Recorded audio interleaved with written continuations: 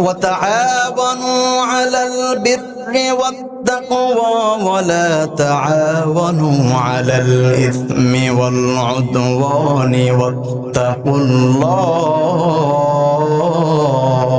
إن الله شديد العقاب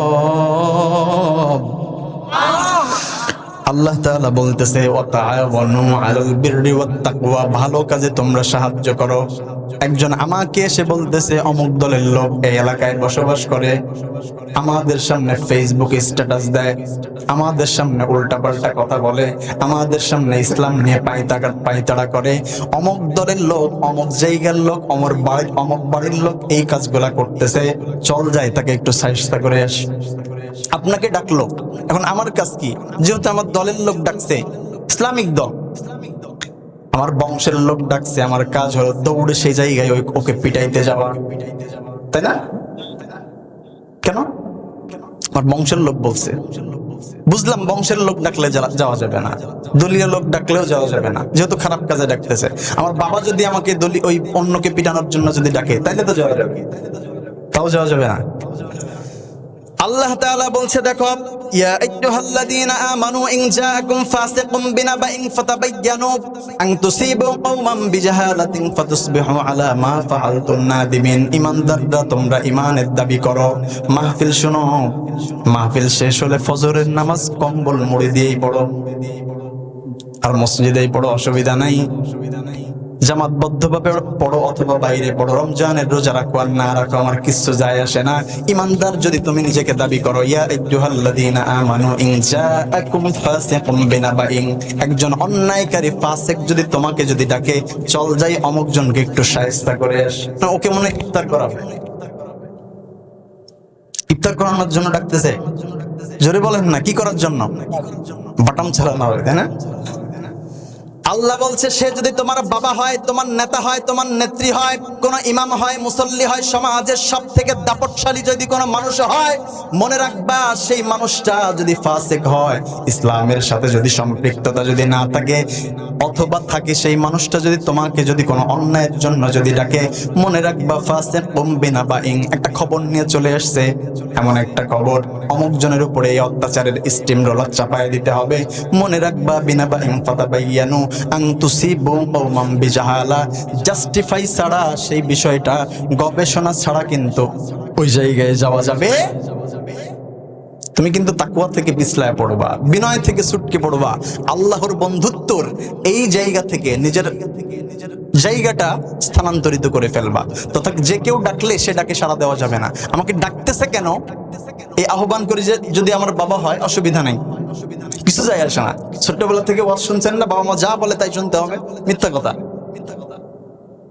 বাবা মা ততক্ষণ পর্যন্ত পিতা মাতার কথা শুনতে হবে যতক্ষণ পর্যন্ত পিতা মাতার কথা এবং আদেশগুলা শরীয়তের মধ্যে সীমাবদ্ধ, ঠিক না বেঠিক?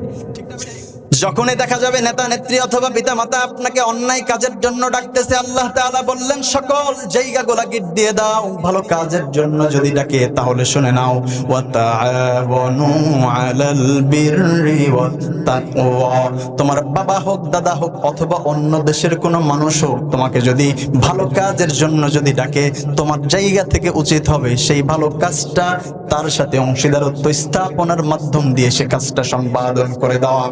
সুবহানাল্লাহ পড়েন, তাআওয়ানু আলাল বিররি ওয়াত তাকওয়া। এখানে তাকওয়া বলতে শুধু ভয় না, মুফাসসির কিরাম আহসানুল বায়ান ইবনে কাসির এবং কুরতুবীতে শুধু এই তাকওয়া শব্দের অর্থ এখানে ভয় না, তাকওয়া এই শব্দের অর্থ নিয়ে আসছে সকল ভালো কাজ। একজন মানুষ মসজিদ নির্মাণ করতেছে, মসজিদ নির্মাণ কি ভালো কাজ না খারাপ কাজ? একজন মানুষ যাত্রার আয়োজন করতেছে, আপনার থেকে চাঁদা চাচ্ছে, ভালো কাজ না খারাপ কাজ? এখন যাত্রার জন্য টাকা না দিলে ওই মানুষটা রাগ করতে পারে, মসজিদের জন্য না দিলে রাগ করতে পারে। আমি চিন্তা করতেছি সাংস্কৃতিক অনুষ্ঠান, সাংস্কৃতিক সন্ধ্যা, এই জায়গায় টাকা না দিলে আমার একটা মান সম্মান, একটা প্রেস্টিজের ব্যাপার মনে হয় না? টাকা না দিলে কেমন হয়ে যায়। আল্লাহ বলছে তুমি যদি ওই জায়গায় অংশীদারত্ব স্থাপন করো, মনে রাখবা সে যাত্রা পালার মধ্যে সম্পৃক্ত থেকে যতটুকু অপরাধী, তোমার এই 10টা টাকার মাধ্যম দিয়ে তুমিও 1% সেই অপরাধের অপরাধী। ওয়াতাআওয়ানু আলাল বিররি ওয়াত তাকওয়া, একালিফ টান, ওয়ালা তাআওয়ানু, এবার সাহায্য করিও না, আলাল ইসমি ওয়াল উদওয়ানি ওয়াত্তাকুল্লাহ, অন্যায় কাজের জন্য যদি কোনো মানুষ যদি ডাকে সেখানে যাওয়া যাবে না। ভালো কাজের জন্য যদি ডাকে নিজের জায়গা থেকে পৃথিবীর জমিনে মৃত্যুর পূর্বে চেষ্টা করতে হবে এমন কোন জায়গায় সম্পদ ব্যয় করা, এমন কোন জায়গায় নিজের সময়ের একটা অংশ ব্যয় করা যেই অংশটা কিয়ামত দিবসে আপনার মুক্তির কারণ হতে পারে। এমন জায়গায় 10টা টাকা ছেড়ে দিয়ে চলে যাওয়া যে টাকাটা আপনার আসলেই কাজে লাগতে পারে। এমন জায়গায় ভালো কিছু কথা অন্যকে আহ্বান করা যে কথাগুলো শুনলে মানুষ হেদায়েতের উপরে আসতে পারে। আল্লাহ বললেন মাইদার 2 নম্বর আয়াতে, ওয়াতাআওয়ানু আলাল বিররি ওয়াত তাকওয়া ওয়ালা তাআওয়ানু আলাল ইসমি ওয়াল উদওয়ানি ওয়াত্তাকুল্লাহ ইন্নাল্লাহা শাদীদুল ইকাব। আল্লাহু আকবার।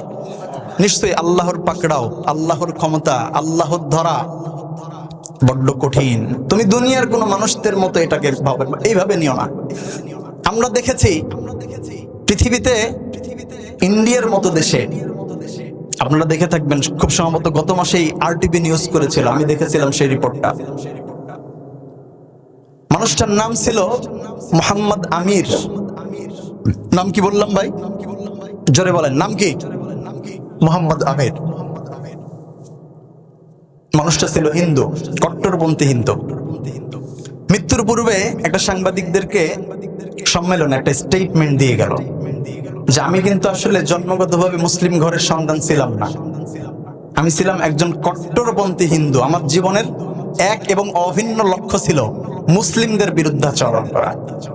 কাদের বিরুদ্ধাচরণ করা? আমি মনে মনে শপথ নিয়েছিলাম পৃথিবীতে বেঁচে থাকতে আমার জীবদ্দশায় মৃত্যুর পূর্বে যেভাবেই হোক না কেন ইন্ডিয়াতেই 100টা মসজিদ ভাঙার পরে আমি মৃত্যুবরণ করব। নাউজুবিল্লাহ পড়বেন না? সেই ঐতিহ্যবাহী যে বাবরি মসজিদ যেই দিন ভাঙা হয়, ফুটেজের মধ্যেও দেখে থাকবেন যেই মানুষটা ওই মেহরাবের প্রধান যেই জায়গায় হাতুড়ি দিয়ে সর্বপ্রথম যেই মানুষটা আঘাত করেছিল সেই মানুষটার নাম ছিল বলবীর সিং। এই মানুষটা বলতেছে মৃত্যুর পূর্বে বলতেছে আমার নাম ছিল বলবীর সিং, পৃথিবীর জমিনে আমার এক এবং অভিন্ন উদ্দেশ্য ছিল মৃত্যুর পূর্বে কতগুলা মসজিদ ধ্বংস করা। জোরে বলেন কতগুলা? আমি বাবরি মসজিদ ধ্বংসের জন্য চলে গেলাম। প্রথম আঘাতটা আমিই করলাম।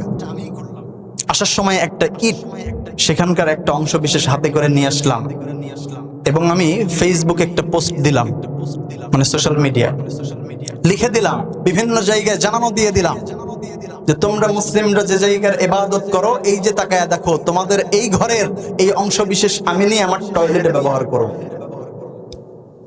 আমি সেটা নিয়ে চলে আসলাম, টয়লেটে লাগাই নাই। বাড়িতে আসার পর থেকে মনটা যেন কেমন কেমন করে। ডাক্তার দেখালাম, কোনো সমাধান নাই। কবিরাজ দেখালাম, ওঝা দেখালাম, পীর সাহেবদের কাছে গেলাম, কোনো জায়গায় কোনো কাজ হয় না। হঠাৎ করে দেখা হয়ে গেল একজন মাওলানার সাথে, বিষয়গুলো শেয়ার করলাম। রাতে ঘুম হয় না, মেডিসিন নেওয়ার পরে আমার মনের কোনো প্রফুল্লতা নাই, শান্তি নাই। যেটা আমি মন থেকে ভেতর থেকে যেটা চাই সেটা নাই। সবকিছু আছে, টাকা পয়সা সবকিছু আমার কাছে আছে, কিন্তু শান্তিটা নাই। কি করা যায় হুজুর, আপনি একটু পরামর্শ দেন। আমার অনেক পাদ্রীও বলতেছে যে হুজুরদের কাছে গেলে একটা ভালো পরামর্শ দিতে পারে, কিছু একটা আমাকে করুন, আই নিড আ সলিউশন।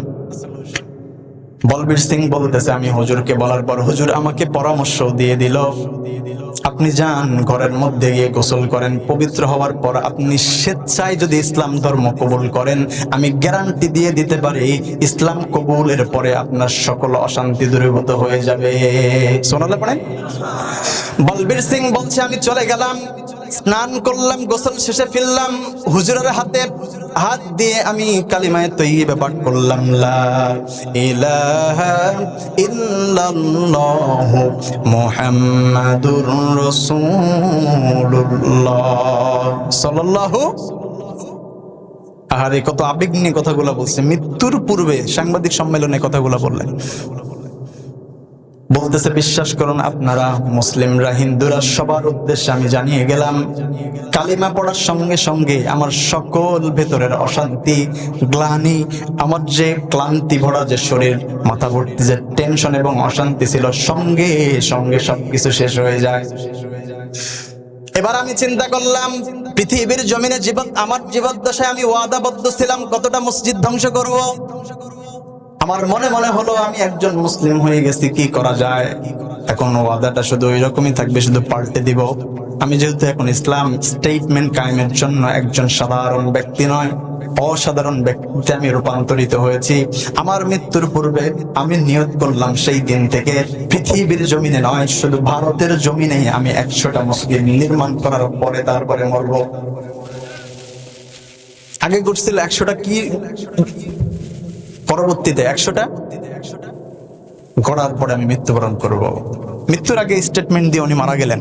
সাংবাদিক এবং আশেপাশের লোকজন হিসেব নিকেশ করে দেখলেন বলবীর সিং মুসলমান হওয়ার পর নাম রাখলেন মোহাম্মদ আমির ওরফে।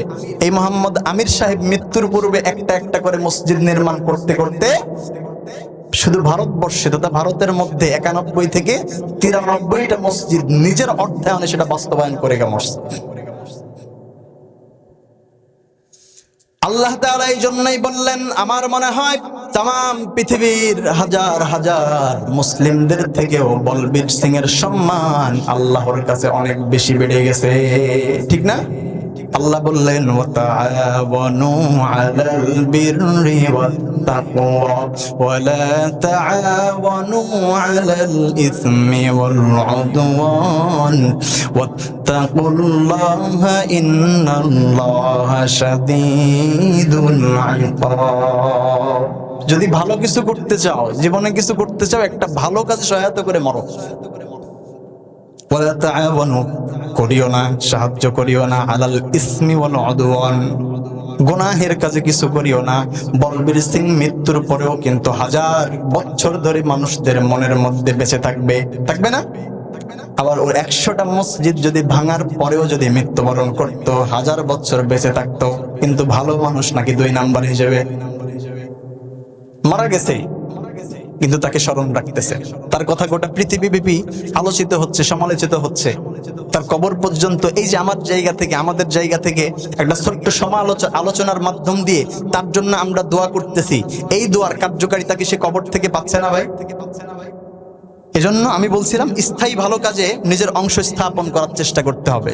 কি কাজে? স্থায়ী ভালো কাজে। যে কোনো কাজ হইতে পারে, কবরস্থান, ইয়েতিমখানা, মসজিদ, মাদ্রাসা, সামাজিক উন্নয়নমূলক কাজ, কালভার্ট, ব্রিজ, সেতু, টিউবওয়েল, যাই হোক, হোয়াটএভার, আপনি আপনার অর্থায়নে কতটুকু কি কাজ করতে পারছেন, সামাজিক অথবা দেশাত্মবোধক কাজে আপনার অংশীদারত্ব স্থাপন।